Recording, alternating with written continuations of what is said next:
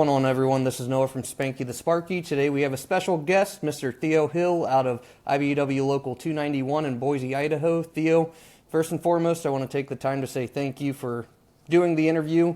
I like to try to bring transparency into the trades, specifically the union trades, and my hope with all these interviews is to do just that. So first and foremost, thank you. Yeah, Noah, thanks for having me. I'm so excited to do this. Yeah.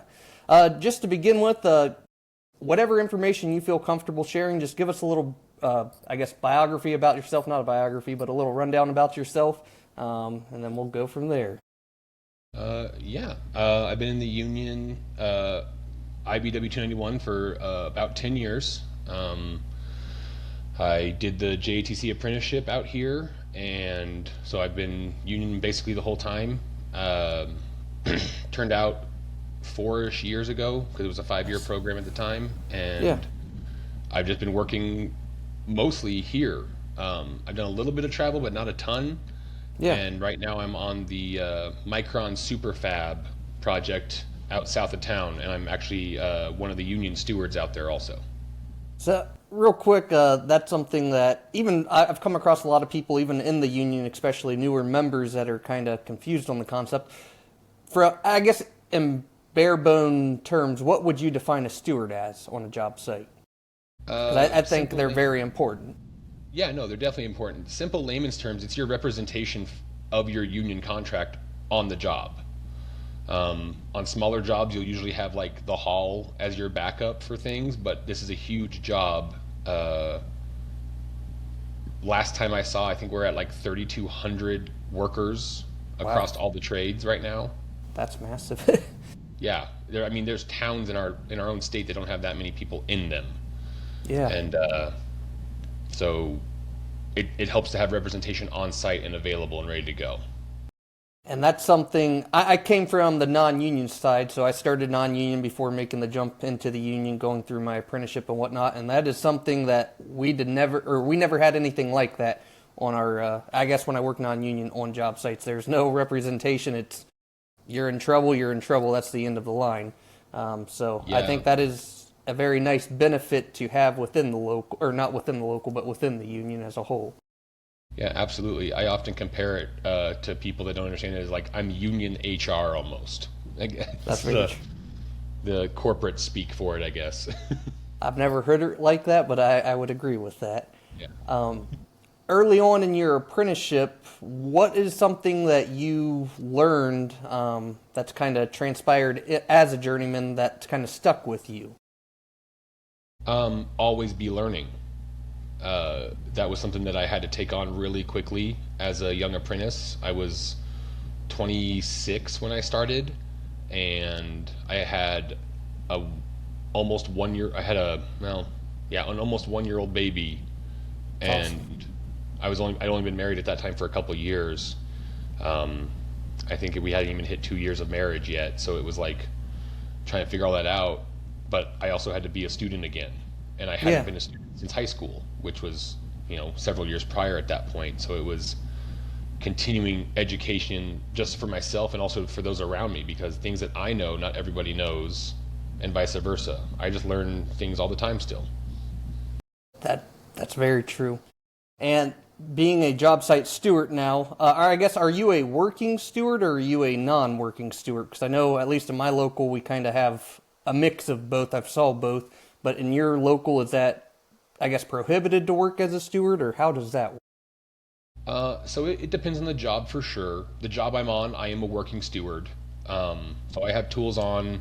I'll put installations in. I have a special bright red vest that the union hall provided me, so guys can spot me easily if they need things. I also have a phone that the union hall pays for and owns, that I can just give that number out to brothers and stuff to get a hold of me easily at the job site.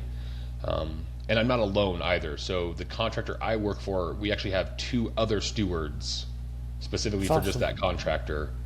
And then we have 1, 2, 3, 4, 5 other electrical shops on the job site that are all union. Wow. That's awesome. And then we have one non-union electrical contractor that has to use union labor because of the agreement for the job site. So that they also have a steward. So there's That's 4 or 5 other stewards with other contractors, and then the 3 of us with the main contractor. I'm gonna kind of dive into it a little bit.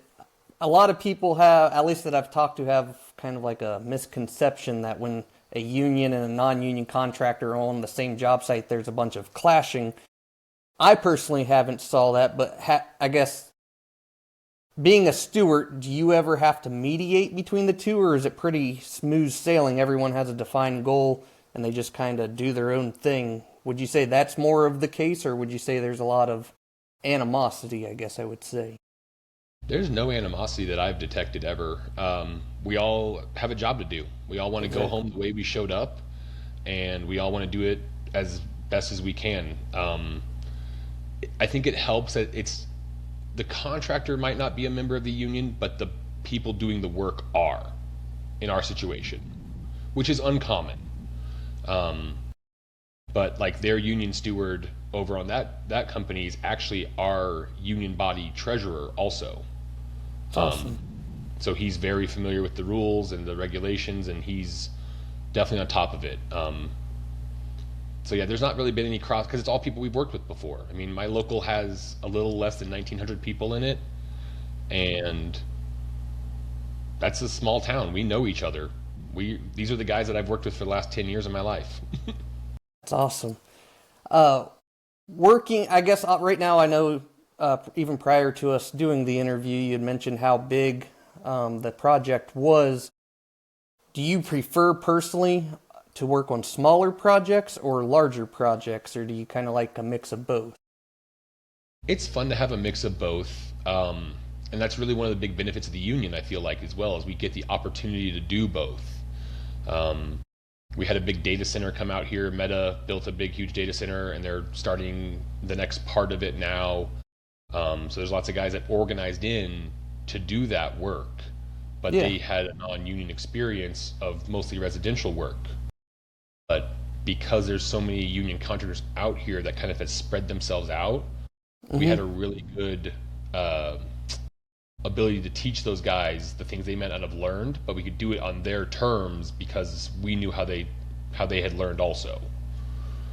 But it's good to have the experience across the board. I've done small jobs, I've done big jobs, I've done weird jobs.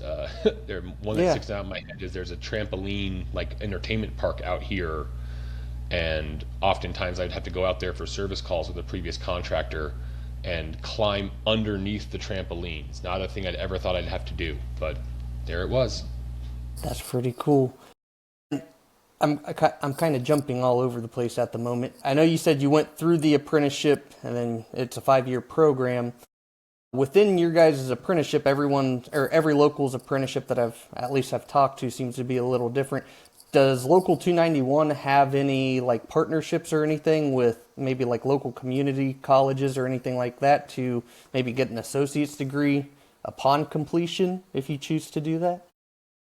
Yeah, absolutely. I do not know off the top of my head which school we do that with. I know it used to be with a school up in central Idaho called Lewis and Clark State.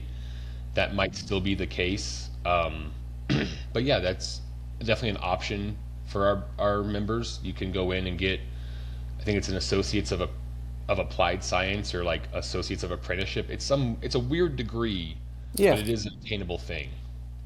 And that's something I'm a big proponent of, is education. Before I ever joined the electrical trades, I actually got my bachelor's degree from Ohio University. I couldn't find a job in my field, and I ended up going through a temp agency at the time to get my first non-union job, and that's kind of what got me into the electrical field. But I think that's a great, I guess, touch point for at least the IBEW, is a lot of our apprenticeship schools do have the ability or have that partnership to go get further education if you choose to do so, which in my opinion is a very nice benefit to it all. Oh, I absolutely agree. Further education helps all of us. And the fact of the matter is, if you're not, again, like you always should be learning, especially in the trades. I tell guys all the time that the day I don't learn anything is the day I should hang it up. That's very true. From, I guess, out in your area, I know you said the center you're currently working in, is that like a semi-chip conductor facility or a Yeah, data center? yeah. Micron is a semiconductor manufacturer. They make chips for systems all over the world. A good friend of mine is a project manager, like Nice. in the engineering department, Very and cool. I think he just was telling me the other day about how he has meetings with people in Japan all the time, which Different. I don't know why. I just know it's a big deal. Yeah. From a lot of people, especially on the residential side, it's not always the case, but if you're working solely residential, I don't know if you've ever, do you do residential at all, or do you have any residential experience? Yep, absolutely. I've done townhomes, I've done brand new houses. Boise's a bit of an interesting mix of people. We've got very like high-end, well-off people. If you've ever eaten Ore-Ida potatoes, you've paid Simplot family some money. Um, they've got their That's world pretty cool. headquarters in downtown Boise. Lots of movers and shakers for that. So there's houses that are multi-million dollar homes up on the mountain ridge, and there's houses that are stacked in as tight as they can get them. And That's pretty cool. I've done it all. Yeah. That's really cool. Uh, in your opinion, what is the biggest change, or I guess change of pace from working residential to a facility like, I guess, a semiconductor plant? The planning is the biggest thing. Like with residential, it's pretty clear cut. This is what we're going to do, and there's a little bit more on the fly things. You know, like you can plan out all you want, but sometimes you just got to change stuff up or make just to make it work. Um, as with the semiconductor facility, I mean, I think we have like 5 rounds of inspections to get through Wow, every time. that's So there's impressive. our own, yeah, there's our own quality assurance team. There's the general contractor. There's the client, Micron. There's then there's like a city inspector as well, so 4. But still, there's multiple rounds of stuff, and the quality assurance teams from any one of those groups could say, "This isn't going to work. Redo it." And okay, but the trade-off also is we're using BIM modeling, That's a the big 3D one. modeling with bigger facilities like Micron, whereas with residential, it's blueprints. And that gets me, or kind of leads into something in itself. From the start of your career until now, have you noticed a big shift in, I guess, the use of technology in the trades? Oh, absolutely. BIM modeling obviously is a huge thing. Any job that I've worked on that's more than, you know, 20 guys has got some kind of BIM modeling involved with it now. Um, it's become this skill that, we never learned that in my school, but yet I was in school less than 10 years ago, and here I am having to learn a whole new system now. And Even, Trimble's the same way too. It's a Trimble, the shot points. It's all planned out before we even get into the room. and that's something I actually spoke with. I'm not going to say any names, but I spoke with a few representatives out of different locals about Trimbling, and I discovered that certain locals actually offer Trimbling classes through their apprenticeship and others don't. Um, I think it would be great to have some sort of class, even if it's an entry level class of some sort, throughout all the locals to incorporate Trimbling, BIM modeling, which is something that a lot of locals don't offer. But I Yeah. do think it would be a nice added benefit to incorporate. Our local does offer classes like that, but at the journeyman level. So kind of a elective course, if you will. Um, but yeah, it's a fairly popular class. It's often asked for.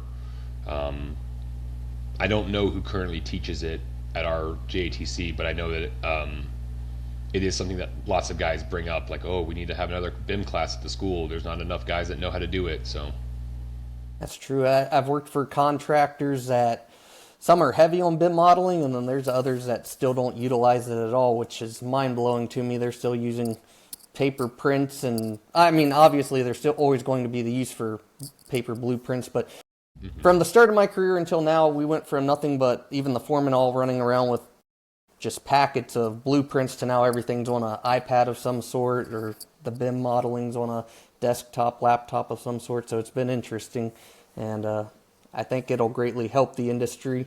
as long as people allow it to be used. Yeah, no, it's fantastic. It's just the learning curve, and it's funny to see like former journeymen of mine who I learned a lot from as an apprentice. Now I'm teaching them how to use the BIM model. And I'm like, all right, man, like let me hold your hand a little bit, buddy, because they're a foreman, and they're like, I don't know how to drive this thing. It's not challenging. It can be intimidating when you first start messing around with it. So I get it. Well, yeah, no, it's rather intimidating to see. Like even, I mean, the Micron job is the size of 10 football fields, so it's just a huge project, and the BIM model is as massive. So guys are like, I don't even know where I am in this thing.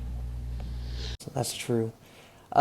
Just this kind of just like a personal question that I'm interested in. Was there any, I guess, pushback from the locals in the area about that facility, or I guess that big of a facility going in the area? There was a little bit of concern with the Micron. Micron is like a Boise established company, though. They've been really strong out here for new construction since the 90s. And so a lot of people say, oh, Micron's doing an expansion. That's awesome for our economy. But they had, like I said previously, they had just finished or were working on a data center for Meta. And so there was lots of concerns about power usage and water usage and things like that. Because that data center is, I'm going to say probably 20 minutes away from the new Micron building. Really? And so it's not super far. People go, that's a lot of resources. Yeah, they feel like it's a lot. And also you can see Micron from the freeway as you come in and out of town. And so again, it's pretty much a constant reminder to people of the work, whereas the data center was kind of hidden and reserved and built out in no man's land. That's true. Well, that makes sense. I know at least here in Ohio where I'm at, there's been a lot of pushback in certain areas, and I totally get it. Especially here in central Ohio, there's been tons of data centers just being thrown up everywhere, and it kind of makes me wonder the long-term effects that it's all going to have on the area in the next 10 to 20 years. Yeah, So, the big concern we hit with every big new construction project is Boise as a town is not built very well for transportation. really? The roads were not built in mind with this many people. So we have most our freeway through town, through the central like population center, is a 4-lane freeway on either side, so 8 lanes total. But we're growing rapidly. I mean, they're building houses faster than they can sell them, and the housing market out here is insane. The cost of living is going up. So those are the big concerns. Is Yeah. these big buildings bring more people. And you hinted, or not hinted on it, you're pretty straightforward with it. Obviously, the cost of living's going up just about everywhere in the U.S., obviously, and it seems like globally. One of the nice things about at least my local, and I'm sure with your local, is at least in my local, it's every 3 years we have a new contract negotiation that adds more money to our total package. Is that something that happens in your home local of 291? Yeah, every 3 years we have a contract negotiation with the NECA chapter out here. I think we have 8 or 9 contractors that are signatory that are like local contractors, and then we have like some of the companies that are here are from out of town, so they don't participate in those negotiations, but they still obey the CBA for that. We actually just ratified a new contract in November. This time we did a 4-year contract. That's kind of cool. Yeah, it was kind of a attempt to kind of change things up. So we were on election years. We do officer elections in the union in the summer, and then we'd go right to negotiations with sometimes brand new officers. And so the union hall negotiating committee wanted to get off that same year cycle. So we did a 4-year contract, and then I think we'll go back to 3-year contracts after that. And that's something that I find, well, it's one of the nicest things about working in the union. When I worked non-union, I worked with individuals that had been with the company for 5-6 years, and in that 5 to 6 year span, they got a 50-cent raise. There was no negotiating. There was no like there was nothing. Basically, it led to them either going to the bosses and be like, "Can I get a raise?" And usually it was no. But there was one individual that I had worked with. I'd worked there, I think it was 5.5 years. In that 5.5 years, he got a $1.50 raise. And obviously, that's not everyone's experience. I know there are some non-union companies that pay very well, and that's awesome. But I will say that is one of the nicest things we have in the union, at least in the IBEW, are those contract negotiations that lead to more money across their paychecks, our benefits, and everything. Absolutely, I agree. When I joined up, we had raises like that. We had a raise every year or every 6 months at the time, but it was, 62 cents. And we have to allocate that, right? So it doesn't all go on the check. Some of it goes to our pension or to our package, the union package that we all talk about. And I've heard you talk to other people about on your podcast. Yeah. But in recent years, we've been able to push that to bigger dollar amounts, like $3.25, $3.50 and such, a year. So that's been helpful. When I started out, I think journeymen were topping out around $29 an hour. And now I, as a journeyman, am at 44 and some change is what our contract is. That's awesome. The job I'm on, because it has a PLA, I get $10 over that scale. Wow, that's really nice too. All journeymen get paid $10 over the scale. In fact, I'm going to find our dispatch right now and I can tell you our wage. $45.33, sorry. So $45.33. So I make $55.33 an hour. Wow. That's awesome. It's nice, yeah. What's crazy to me is I was talking to one of the apprentices today, and he was like, "Yeah, I just got my bump to my third year class. I'm making $31 an hour." And I go, "Dude, you make more as a third year than I made as a journeyman when I turned out. That blows my mind." That's very true. When Yeah. I first started, I started out at $12.50 an hour, which at the time I was happy because working non-union, I made $12 an hour. And when I first got in our local, I think the top out pay was $34, $35 an hour. Yeah. That was 2018 when I first got in. As of present day, it's at $43 an hour, and then we have some pretty good benefits, in my opinion. There's always something to be. You can always want more, which I get, but in my opinion, for at least Central Ohio, it's a pretty good package. Yeah, our package is really good too. Obviously, you always, like you said, you always want more, but I really do like our package. There's ups and downs to it for sure. But our new package, I think we're in like the high 60s total package, which is great. I love it. It's awesome. That is really cool. We talked about you being a steward, and obviously we're both part of the IBEW, but in your opinion, the word brotherhood, sisterhood, mainly you typically hear brotherhood. Right. What do you think that looks like on a job site in Boise? I think it looks like helping each other out, making sure things are consistent. Our local is really good about taking care of those of us who get injured or get put out of work for things outside of our control. A good example is a brother broke his back at home and is not able to work for a while. So we did a big push at the job site alone. I don't know how much we raised, but we raised a bunch of money. Yeah. We did a pass the hat at the union meeting last month, which is where for those of you who aren't familiar listening to this, you literally just take a hat and everyone that has money that can donate puts in money, and that money gets delivered right to him by the union hall usually. It's awesome. And that brother alone is just the most recent most recent case of it.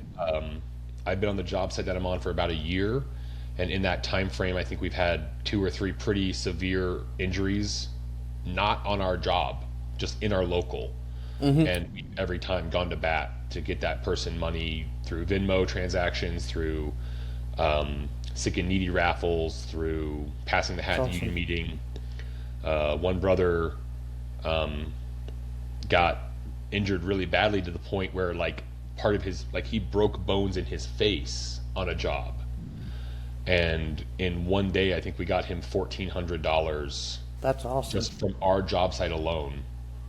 And then other people, it was a big deal. We put it all over the internet. The Brotherhood was strong across the country. Local in New Hampshire, like their sick and needy person contacted his wife and like, what can we do? How can we help? Like, so it is good to see the unity across the nation, but we really go to bat for our hometown guys here, pretty consistently. That's awesome. Even there was one guy a couple of years ago, he's not necessarily very well liked by a lot of people. He rubs people the wrong way. His personality is a little rough around the edges, but he got hurt and nobody cared. That's awesome. His personality, his reputation, whatever, didn't matter.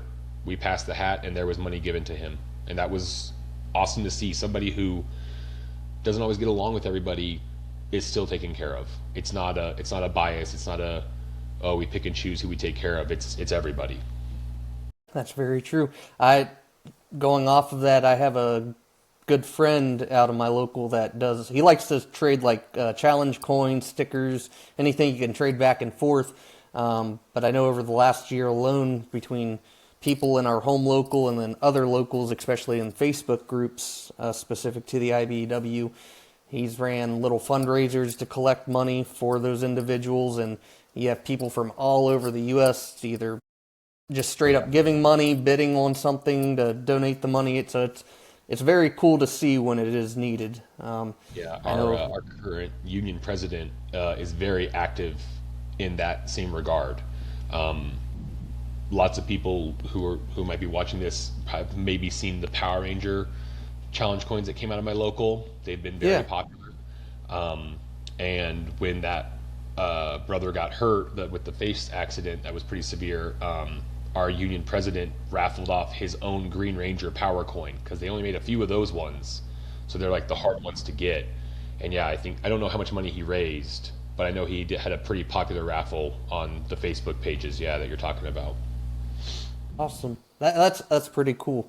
That's really cool, and I think you kind of nailed it on the head. Not only in your local, but I would say as a collective whole through the whole organization. I think the IBEW has, I think it's like 760,000 members at the moment, give or take some one way or another. But I'd say no. I know it's somewhere in that like range. I don't know. It might be slightly off one way or another, but I think as a collective whole, the IBEW does a good job of protecting and helping their own, which is something I never saw on the non-union side. Yeah, we really are a brotherhood across the nation. I mean, we're a national brotherhood, and we try really hard. We're an international brotherhood. We try really hard, I think, to take care of our own, regardless of whatever walk of life they come from. If you're one of us, you're one of us, and that's the end of it. I fully agree with that.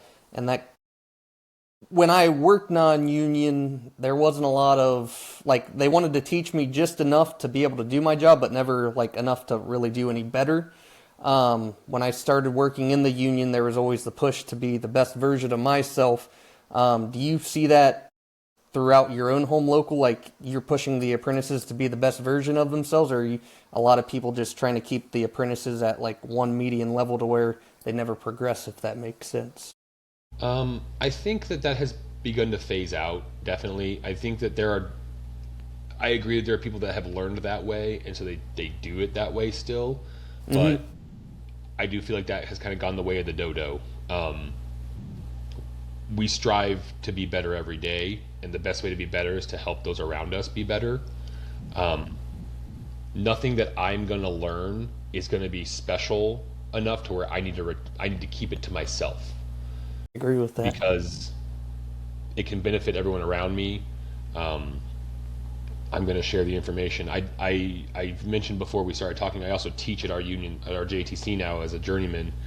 The class I teach is specific to CWs, construction wiremen that are trying to join the apprenticeship, kind of as an introduction to show them what the school is going to look like, and then also get them hands-on a little bit with things that they might not get to do in the field because they're kind of just the fill-in laborers a lot of the time. That's actually how I started in the union, was a CW. Sure. Yeah, I was a CW for 6 or 7 months before I got into the program.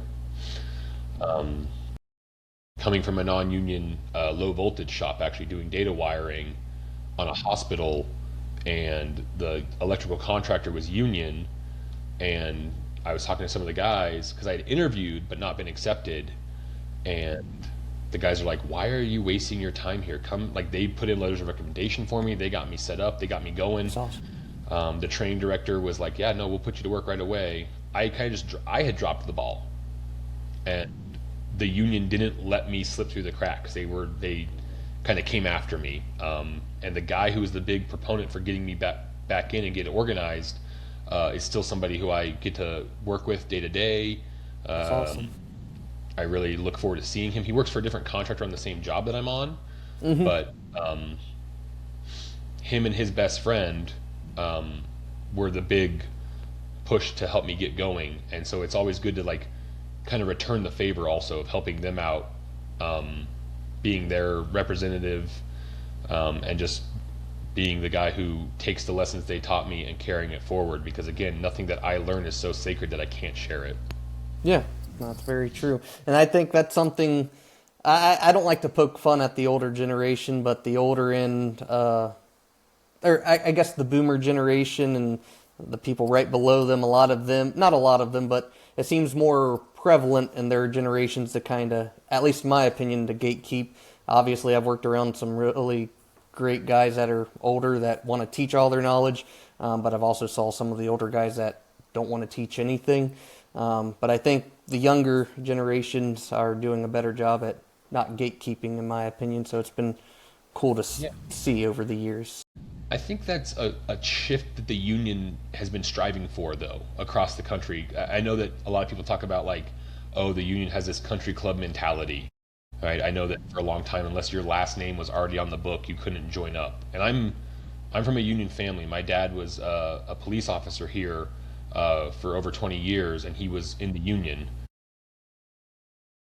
And so it's something that I've seen the benefits of, I've seen the growth of, and I know that the strength of the union is there, and I feel like that the union, though, is pushing us to be accepting of all people, and the easiest way to accept everyone around us is to teach those around us. We're not a dragon horde of knowledge. We are,